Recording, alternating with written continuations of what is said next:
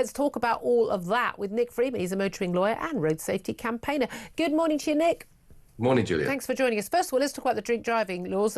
We are talking about bringing our laws into line with more closely to Scotland and closer to where we are in most of Europe. Will that mean that we've got safer roads? In theory, yes.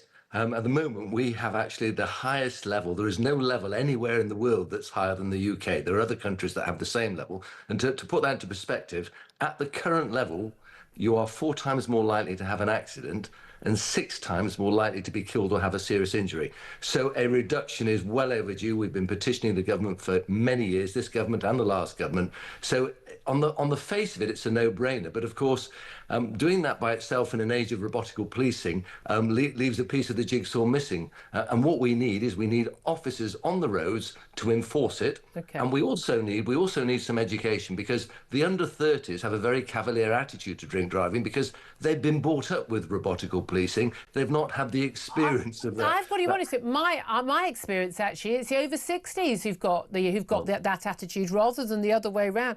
Here's the thing, though: Scotland's reduced their drink driving limit. There hasn't seen any reduction in accidents. There's a higher accident rate on the continent of Europe, where most of those countries have got a pretty much close to zero drink driving limit. Most problems, most accidents, and certainly fatal accidents that are caused when there's drink involved, we're talking about people who are smashed out of their skulls. They're not had 2 pints. They've had 20 pints. Well, look, there are all sorts of problems you raise. First of all, in Europe, many of the speed limits are faster than here. So drink is one aspect of very bad driving, but there are other aspects as well. And enforceability, in my view, is a huge problem. That's the key thing.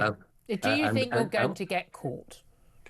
And certainly, I think the over 60s and the under 30s have an attitude which suggests, no, nowadays it's worth the risk. And that really, so we need to re-stigmatise it. We need education. People need to be aware, by an advertising campaign, by messages from the government and from law enforcement agencies, the problem, the tragedies that it causes when you're over the limit. Even if there's no accident, you get done for drink driving, you lose your licence for at least 12 months. Your insurance people don't premiums know. I know someone who genuinely got caught 3. This is not someone I am friends with. I would not be friends with someone who did this 3 times, and it was only on the 3rd time they lost their licence, didn't go to prison. My view is, 2nd time, absolutely you're going to prison. 1st time you lose your licence. It should be very clear. Look, most people don't think they're going to be caught.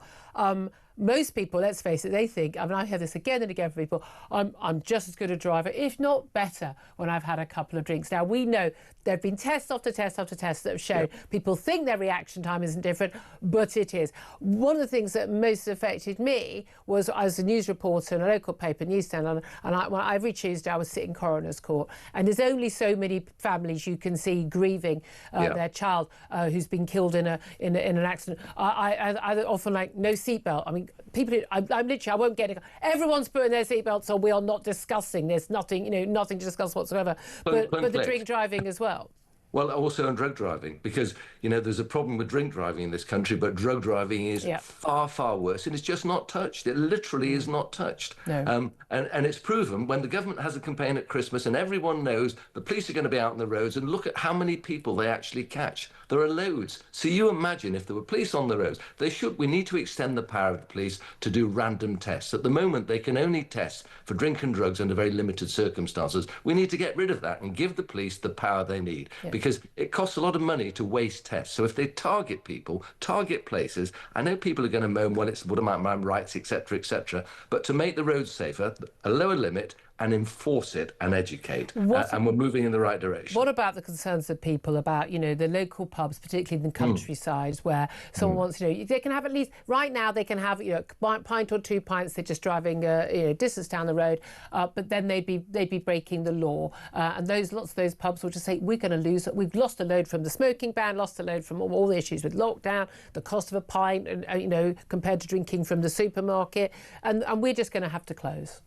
Well, look, Scotland's been very resilient. Scotland reduced its limit, I think, in 2014. I think people just need to organise themselves. But it hasn't cut the accidents. No, it hasn't cut the accidents. It hasn't, because the serious drinkers are going to just carry on So no why matter do we need what. to adjust it for everybody else? Look, I'm with you. I don't think people should drink and drive, and I well, don't drink and drive. But will it actually? It's one of those things. It sounds good. Will it make a difference? Because the people who are drink driving ignore the law. We know that. It will, because if you think you're 4 times more likely to have an accident at the current level, and you're going to reduce that level, people are going to think, oh my God, I didn't realise that. You're 6 more times likely to be killed or seriously injured. You throw in a little bit of enforceability, a little bit of education, and people will start to listen if we deal with it in the right way. It can only make the roads safer. It can't make them any more dangerous, can it? Because it's saying to people, look, this is such a dangerous thing to do. It's a clear signal. What about over 70s having an eye test every 3 years? We know that certainly over 80s there's a massive impairment in people's reaction time. Over 70s, should that be required? Absolutely. For me, it's not just eyes, it's coordination, it's reaction time. And we need to do that every 3 years. So basically a full medical for everyone over 70. That again, will only make people who are safe to drive on the roads. Bearing in mind, you know, to read a driving license, you're only required to read a license from 20 meters. Yeah. So, you know, when you consider what's required on a road, speed, etc., etc., if you can't do that, you definitely shouldn't be driving. And what about the 6-month wait between your theory test and your practical test? Even though, by the way, that they can put it in law. I mean, it's already in practice more than 6 months. Certainly, it is in most parts of the country right now. We're actually trying to get a test. Look, my views for new drivers, they are talking about actually reducing the level of alcohol to even below the new level proposed for everyone else. I would say new drivers, absolute zero, nothing to discuss. And that should happen. And I have a rather radical view, which is actually to put a black box in every new driver's car for 2 years that is interactive, that is monitored wherever they go. And I know, you know, people who say you're interfering with my rights, but they are a huge problem. And all we're asking them to do is say comply with the law, and you'll be safer. And we're putting you on the right track. You will become a much better driver for it. So I don't think it's a serious complaint. Okay, very interesting to hear from you, Nick Freeman, motoring lawyer, road safety campaigner. Thank you very much. Now,